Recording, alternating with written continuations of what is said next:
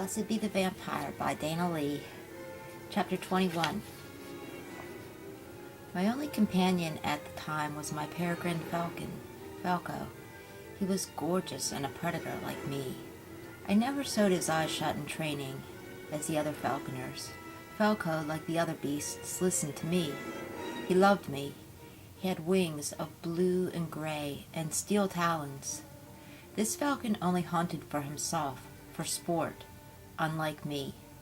Perhaps another century after Lorraine, a girl came to my door. She was very beautiful to me.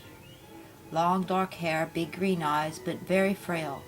Her hollow eyes revealed her hunger, and mine, and I realized that for the first time I wanted her. I don't mean sexually, I mean my throat hungered for her. I had killed before, but not because of want. I cast my eyes down from her face. She wore an old cotton shift and nothing more. "My lord, do you have any work for a poor girl? Come in, you look hungry." "I am faint. The last thing that I ate was some berries days ago." I was embarrassed to remember that my cupboards were bare, and I couldn't remember the last time that I had eaten. Centuries ago it must have been. Nair's cake, mother's crackers and bread. I returned to her. "It seems pretty lean here, too, but wait, I'll return with some mutton and berries." I gave her the flask and walked her up the stairs. "In the meanwhile, have some wine and a bath." I led her into my room with the curtained bed. I had a round wooden tub, and there was a curtain to close around that as well. I placed a clean shift and a red robe on the bed for her. "Here are some clothes. I'll go into town and pick up some bread, too. I'll be back by the time you're done with your bath. Hold on, I'll bring the water." I had dug a well for water, and there was a natural spring on my land, too. This was already hot, so I materialized and dematerialized myself to and fro the spring 3 times with my big copper kettle. "There is chamomile soap, too, and lavender water for your hair. I made them myself. Here is a towel. I'll go into town." "Wait," was all she said. There was dirt smeared across her fine brow. Still I could not meet her eyes. There was a musk about her like the cold wind and rocky caverns. Her hair was white at the temples, the snow cap on the hills. Still she was young and her mouth was warm. I thought she was an angel sent to me. "Yes." "Thank you. What can I do for you?" "Don't worry, I'll be back." I was fast, got some mutton, smoked lamb, flatbread, and even picked some berries. I covered it all in a basket for the missing princes. Back along the way, through the mists, I heard a voice whisper in my ear. I felt the breath, smelled my mother. "I will be with you always." That was all. The land was beautiful, my castle all framed in delphinium and wisteria, purples, grays, and blues, but none of it matched the Queen of Heaven who await. In the dining room a bearskin was thrown across the heavy oaken floor. I killed it myself when she attacked me. Then I raised her twin cubs till they returned to the wild of the mountain. The fireplace was twinned and covered the entire northern wall, all stone. It blazed, welcoming life and her fire of blood. The gigantic table of rich dark pine await her laden with food and wine. She ran to it like a child, then remembered herself. I smiled. That's when she noticed my teeth. Her lip trembled, and she touched it lightly as if a thought, a warning, had landed there. Then she returned to the table, and I joined her adjacently. First she poured me a glass of port, then herself. Chewing the warm bread, she asked, "What's your name, my lord?" "Leviticus. What's yours?" "Ava." "The living." "Yes. Are you a Christian, my lord?" "Isn't everybody?" "Oh no, my lord. Some men, the cruel ones, will kill you for saying it. They killed my family." "Who?" "The Turks, the Muslims, but the barbarians, the Romans, the Jews, and who knows who will kill a Christian." "You don't get out much, do you?" "No." "I think you are very wise. The world is truly dark when the forest is the safest place to hide." She was eating her mutton with relish, and I was falling under her spell. "Are you one, Ava? I just wanted to speak her name. Her eyes held the green of the fur. What? A Christian? She looked around and whispered, Yes. Ava, are you lost? Because most of the town below us is Christian.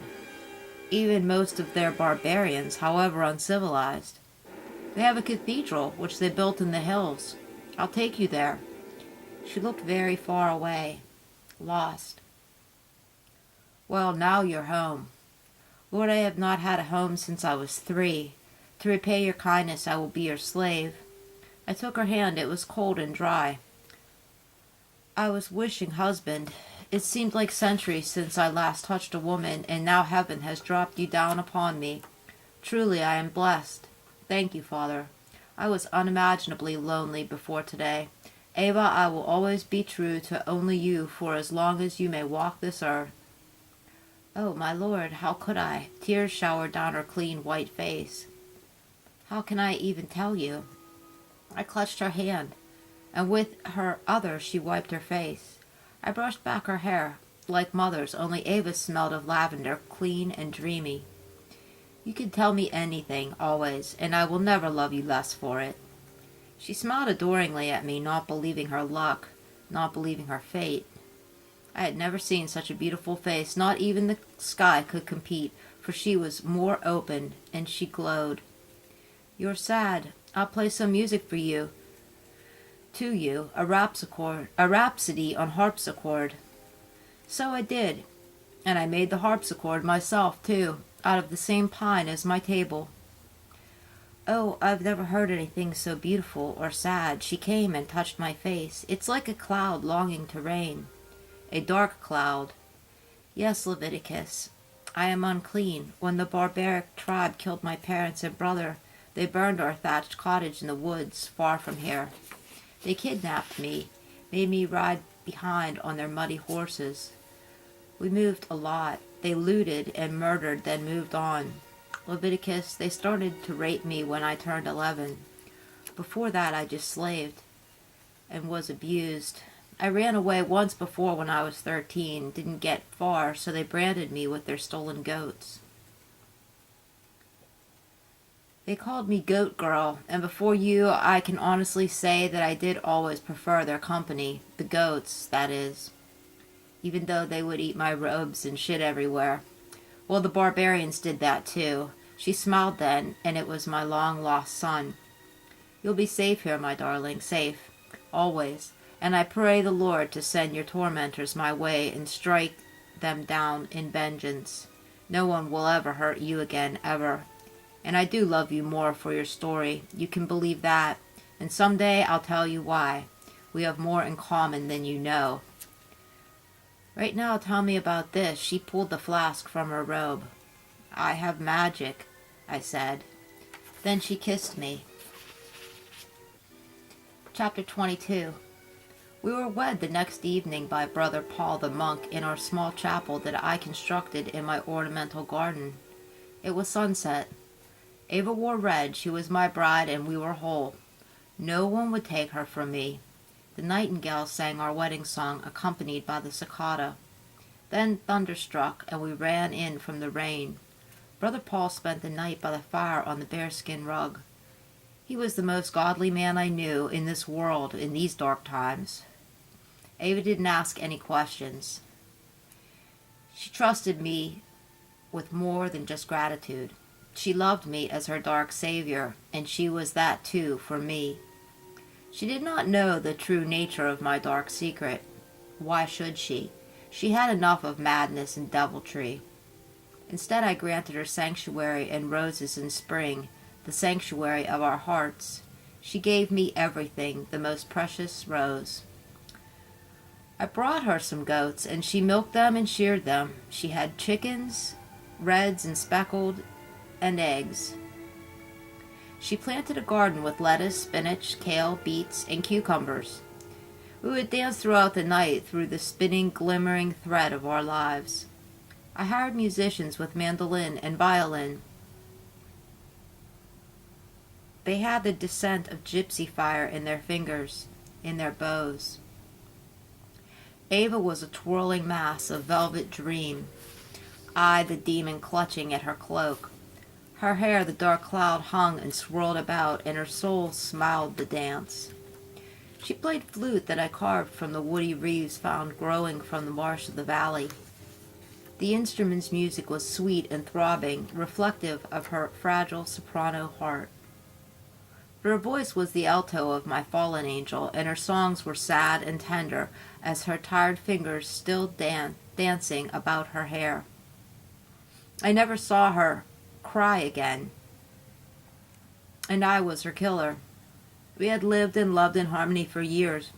When she became sick one night, and I panicked, she didn't look wasted like Mother. In fact, she seemed more alive than ever. But she was sick, dizzy, vomiting. She was hot in this cool of autumn. I was afraid that she had caught the fever or the plague. As it turned out, she did, only all the much worse. She was carrying my child. God rest its poor little damned soul. She started bleeding heavily after a couple of weeks. I will always remember all that blood on the sheets sewn by Inga. I remember thinking that women were oceans, men were of the air. A long time back, at home in the Middle East, I recalled them saving the bridal sheets as proof of virginity. I boiled water and laid the sheets on the lawn, bathed in lavender water for sweet dreams for my beloved. My beloved bled to death on those sheets as my unholy child tore his way out and was born dead, a dreadful bloody thing with horns and cloven feet. And I howled at that red witness of my shame, the moon, who looked down coldly from the night sky. I did not know what to do. I probably could have saved her. I gave her my blood, but she only became worse. I forgot about the heart, but how could I have known such a thing? I was only 1,000 years old, and that was 100 lifetimes ago. My pain has ebbed, but my heart has not. You see, that is my true purpose, my dilemma. Just like everyone else in this dark and spinning world, where is my love? Where is my heart's sanctuary? Chapter 23. I buried Ava in the garden that she so loved. Night star clematis creeps around her grave, her sanctuary, my only sanctuary. I carved an angel out of green marble to watch over my lover's dreams. I wept at her grave in drunken stupors, clawing through the mud and rain. My Lord, why have you forsaken me? Only I knew why. One night I looked over the tower through the cold night air. First I smelled them and their animal skins. Then I heard them tromping about her sanctuary. I smelled their guilt. I heard the voice of God tell me to storm down upon them and kill them all. When I was done with them, there were 14 of them. I know, because I tossed their broken bodies down an iced shaft ravine. They were like torn bits of paper confetti, of fur, and bits of flesh. They were the loudest group I've ever torn into. But enough about them. They wore it no glory, because I knew that the whole tribe would follow.